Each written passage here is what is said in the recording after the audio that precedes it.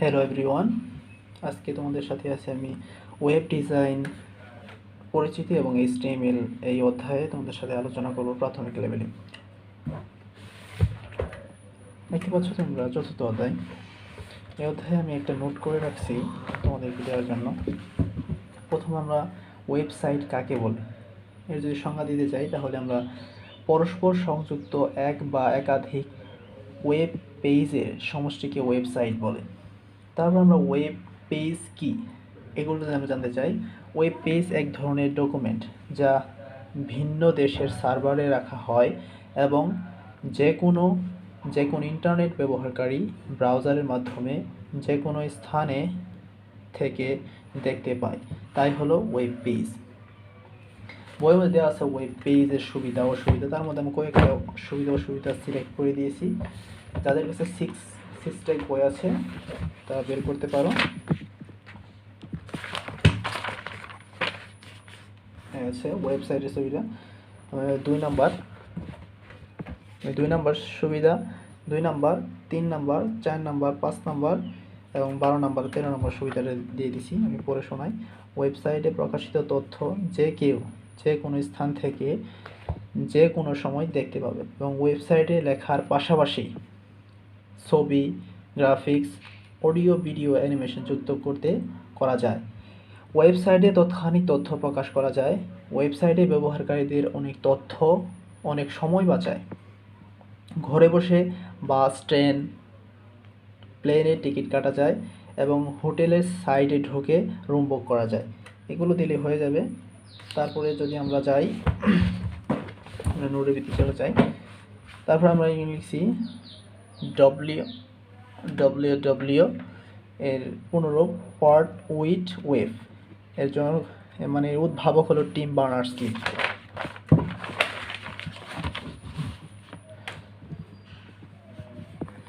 IP address হলো internet যুক্ত প্রতিটি কম্পিউটারে যে ঠিকানা থাকে তাকে আইপি অ্যাড্রেস বলে। আইপি অ্যাড্রেসের মধ্যে দুইটি থাকে, একটা ইন্টারনেট, আইতে ইন্টারনেট, পিতে প্রোটোকল, ইন্টারনেট প্রোটোকল। IANA এই সংস্থাটি ইন্টারনেট মানে আইপি অ্যাড্রেস ব্যবস্থাপনা করে থাকে। আইপি অ্যাড্রেস দুই ভার্সনের আর কি, IPv4 version, IPv6 version. IPv4 ভার্সনটা হয় 32 বিট এবং IP6 ভার্সন 128 বিটের হয়। 4 বিট মিলে একটি অক্টেট, যদি কাটা গেছে, একটি অক্টেট তৈরি হয়। দেওয়া আছে একটি উদাহরণ দেওয়া আছে। প্রথম 16 বিট মিলে, মানে একটা অক্টেট, দুইটা অক্টেট মিলে একটা নেটওয়ার্ক অ্যাড্রেস। তারপরে একটি আরেকটি অক্টেট মিলে হয় হোস্ট অ্যাড্রেস। জাস্ট এটুকুই আমরা এইচটিএমএল এর প্রথম ধারণা দিয়ে দিতেছি। তারপর আমরা ডোমেইন নেম দেখা যাচ্ছে। Domain name IP address number দ্বারা লিখতে হয়। নাম্বার মনে রাখা কষ্টকর, কিন্তু এই নাম্বার সহজভাবে মনে রাখার জন্য আমাদেরকে যে আমরা দেখি না যে www.education.com, এরকম ওই education.comটাই হলো আমাদের ডোমেন নেম। তো আইপি অ্যাড্রেস মনে রাখা কষ্টকর। আইপি অ্যাড্রেস সহজে ব্যবহারযোগ্য করার জন্য ইংরেজি অক্ষরে যে নাম ব্যবহার করা হয় তাকে ডোমেন নেম বলে। যে পদ্ধতিতে ডোমেন নেমকে নিয়ন্ত্রণ করা হয় তাকে বলা হয় ডোমেন নেমিং সিস্টেম। ডোমেন নেমের ডট এর পরের যে অংশ থাকে তাকে টপ লেভেল ডোমেইন বলে। যেমন তোমাদেরকে আমি দেখাই,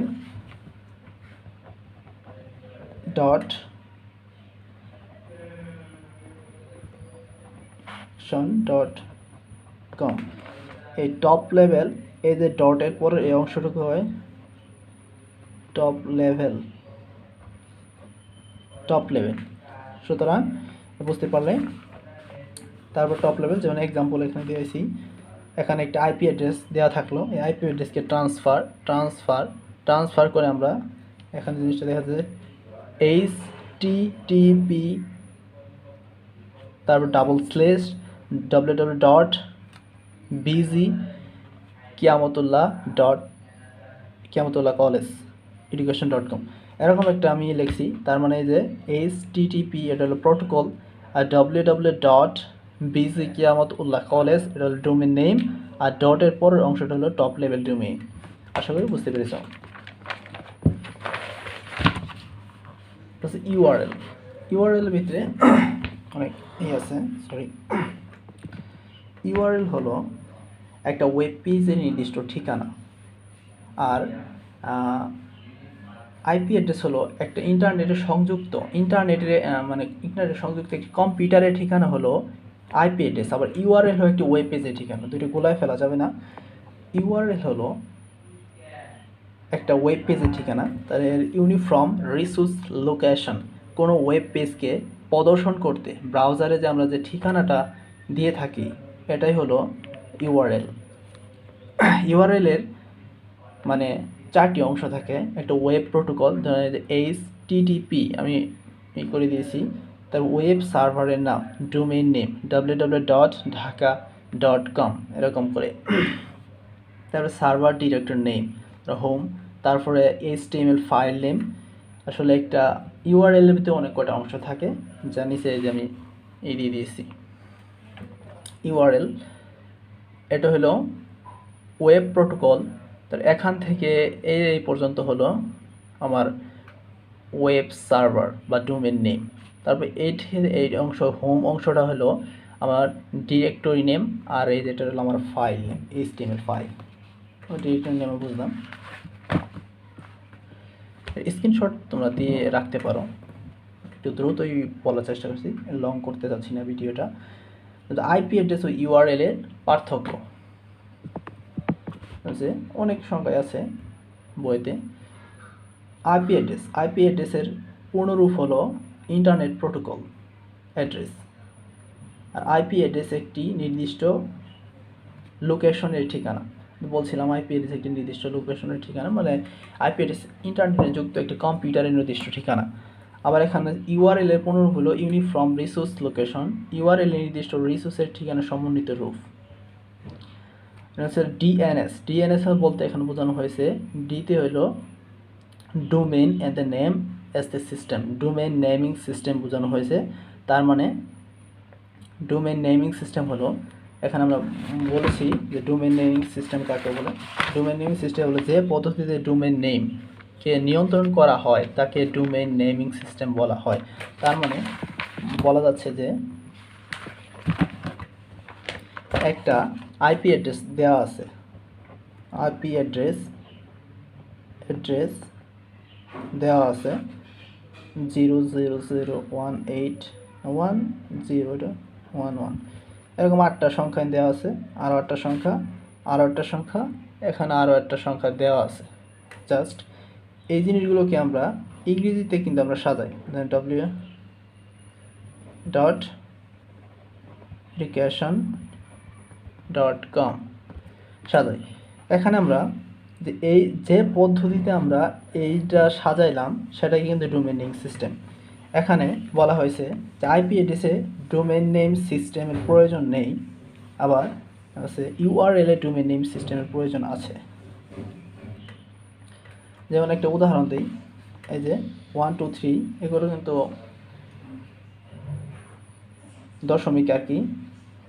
দশমিক অঙ্কে এগুলো সাজানো হয়েছে, দশমিকেও সাজানো যায়, বাইনারিতেও সাজানো যায়, তারপরে হেক্সাডেসিমালও সাজানো যায়। তারপরে ইউআরএল এর http://www.dhakaeducation.com এরকম। আশা করি বুঝতে পেরেছো, স্ক্রিনশট দিতে পারো তোমরা। তারপরে আমরা আজকে কিন্তু বেসিক নিয়ে আলোচনা করতেছি। তারপর আইপি অ্যাড্রেস ও ডোমেইন নেমের পার্থক্য। আইপি অ্যাড্রেস ও ডোমেইন নেমের পার্থক্যটা তোমরা দেখো। ইন্টারনেটে যুক্ত প্রতিটি কম্পিউটারে একটি ঠিকানা থাকে, এই ঠিকানাকে আইপি অ্যাড্রেস বলে। তারপর আইপি অ্যাড্রেসকে সহজে ব্যবহারযোগ্য করার জন্য ইংরেজি অক্ষরে কোনো নাম ব্যবহার করা হয়, এই নামকেই ডোমেইন নেম। মানে আইপি অ্যাড্রেস থাকে সংখ্যায় আর ডোমেইন নেম থাকে ইংরেজি অক্ষরে। আইপি অ্যাড্রেস নাম্বার দ্বারা লেখা হয়, ডোমেইন নেম ইংরেজি অক্ষরে লেখা হয়। আইপি অ্যাড্রেস মনে রাখা কঠিন, ডোমেইন নেম মনে রাখা সহজ। ব্রাউজার সরাসরি বুঝতে পারে, ব্রাউজার সরাসরি বুঝতে পারে না। উদাহরণ দেখেন, স্ক্রিনশট দিতে পারো। তারপরে আমরা মানে গঠন ও বৈচিত্র্যের উপর ভিত্তি করে ওয়েবসাইটকে দুই ভাগে ভাগ করা যায়। এটি স্ট্যাটিক ওয়েবসাইট আর ডাইনামিক ওয়েবসাইট। স্ট্যাটিক ওয়েবসাইটের আমরা প্রথম যে বর্ণনা দিই, যে সকল ওয়েব পেজে পূর্ব থেকে তথ্য প্রদর্শন করে থাকে সে সকল ওয়েবসাইটকে স্ট্যাটিক ওয়েবসাইট বলে। স্ট্যাটিক ওয়েবসাইটের সুবিধাগুলো হলো এখানে দেওয়া আছে, স্ক্রিনশট দিতে পারো।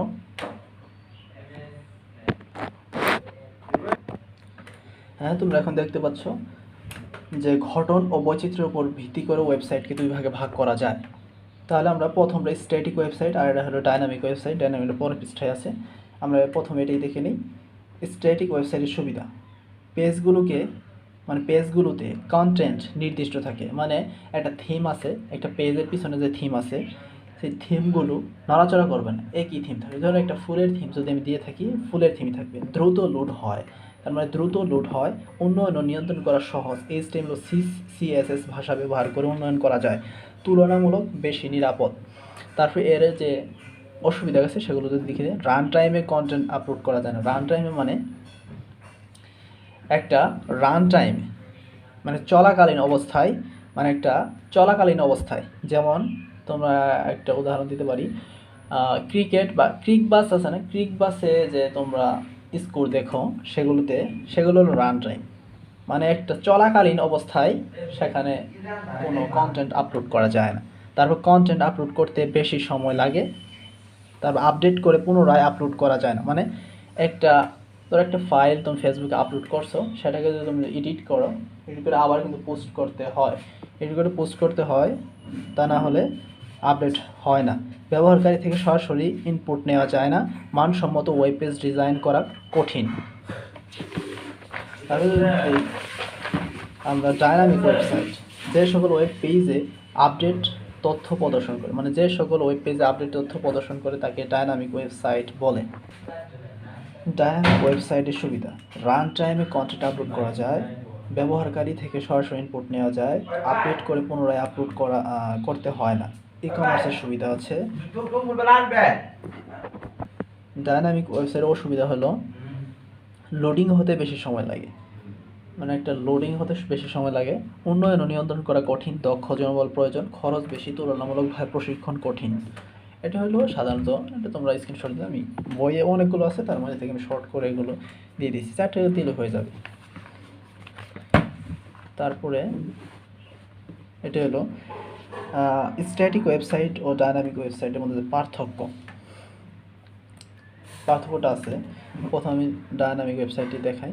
হ্যাঁ, ডাইনামিক ওয়েবসাইটের ডিজাইন ও কন্টেন্ট রান টাইমে পরিবর্তন করা হয়, মানে জাস্ট ওগুলোই। তারপরে লোড হতে দেরি হয়, তুলনামূলক কম নিরাপদ। তারপর সার্ভারে অ্যাপ্লিকেশন রান করে আউটপুট ওয়েবসাইটে প্রদর্শন করে, বা এক্সপ্লেনেশন ল্যাঙ্গুয়েজ হলো PHP, GSP ইত্যাদি। এখানে দক্ষ ডেভেলপারের প্রয়োজন, তারপর এডিট করে তথ্য পুনরায় আপলোড করা প্রয়োজন হয় না বা লাগে না। তারপর এখানে আবার একটা আছে স্ট্যাটিক ওয়েবসাইট। ওয়েবসাইটের থিম বা ওয়েব পেজের কন্টেন্ট নির্দিষ্ট, দ্রুত লোড হয়, তুলনামূলক বেশি নিরাপদ, অন্য কোনো ভাষার প্রয়োজন হয় না, শুধু HTML ও CSS ভাষা দিয়ে তৈরি করা যায়, উন্নত করা সহজ, তথ্য পরিবর্তন করে পুনরায় আপলোড করতে হয়। এখন কিন্তু আমরা প্রথমে বললাম যে ওয়েবসাইটে আমরা এই চতুর্থ অধ্যায়ের শুরু বা বেসিক জিনিসগুলো আমরা আজকে দেখাবো। পরবর্তী ক্লাসে আমরা HTML নিয়ে কথা বলবো। HTML লেআউট বা ওয়েবসাইটের লেআউটটা যদি বলি, ওয়েবসাইট কন্টেন্ট বা কন্টেন্ট সমূহ কোথায় কিভাবে স্থাপন করা হবে তার পরিকল্পনা বা ছককে লেআউট বলে। স্ক্রিনশট দিতে পারো তোমরা। এই লেআউটকে বলা হয় ওয়েবসাইটের কাঠামো। ওয়েবসাইটের কাঠামোর অংশ তিনটে, একটি হলো home page, main page, sub section. বলা হয়েছে ওয়েবসাইটের বৈশিষ্ট্য অনুযায়ী কাঠামোকে 4 ভাগে ভাগ করা হয়েছে। এক নম্বর হলো tree structure, web linked, linear, তারপর হলো কম্বিনেশন।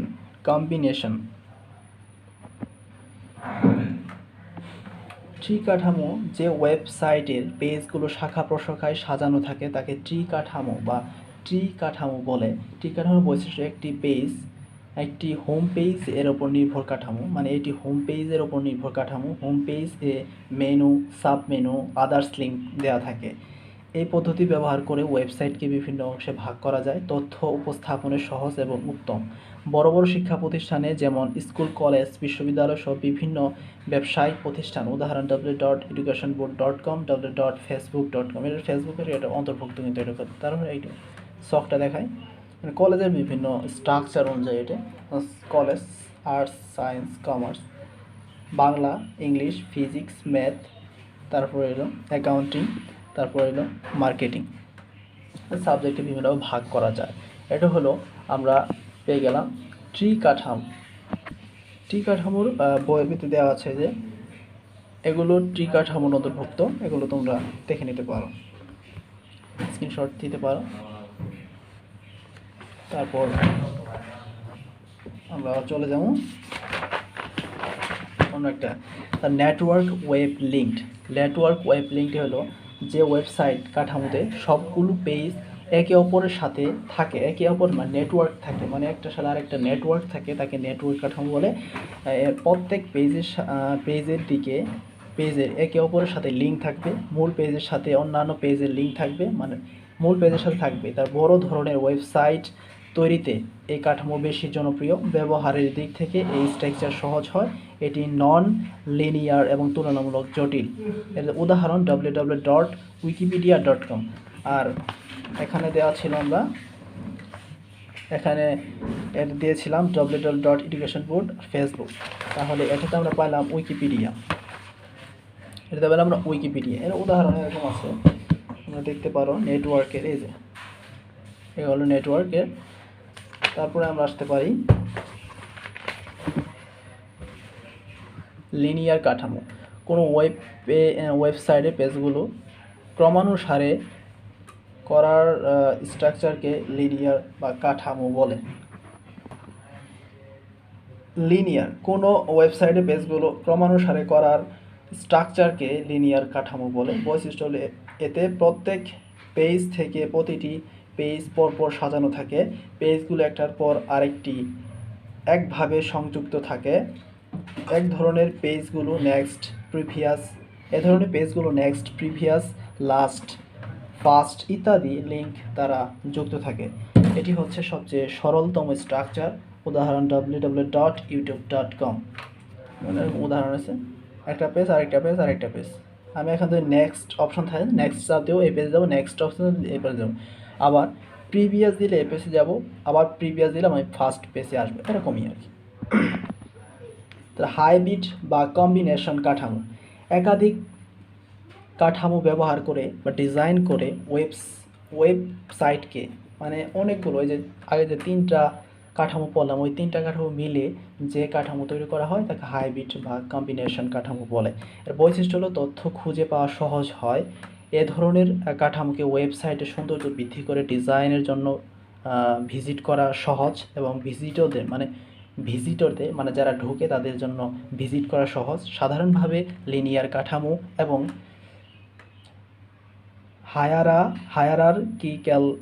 হায়ারার্কিক্যাল কাঠামোর মাধ্যমে হাইব্রিড কাঠামো তৈরি করা যায়। উদাহরণ www.google.com। গুগলে কিন্তু যে কোনো ইথে তুমি এই যে একটা উদাহরণ দেখতে পারো এরকম। তারপরে আমরা স্ক্রিনশট দিতে পারো। তারপর আমরা অন্য পরবর্তী ধাপে আমরা HTML আমরা শুরু করব। HTML hyper text transform markup language, text markup language HTML মাধ্যমে শুরু করে, মানে সব কিছু কাল থেকে আমরা শুরু করবো। আসসালামু আলাইকুম।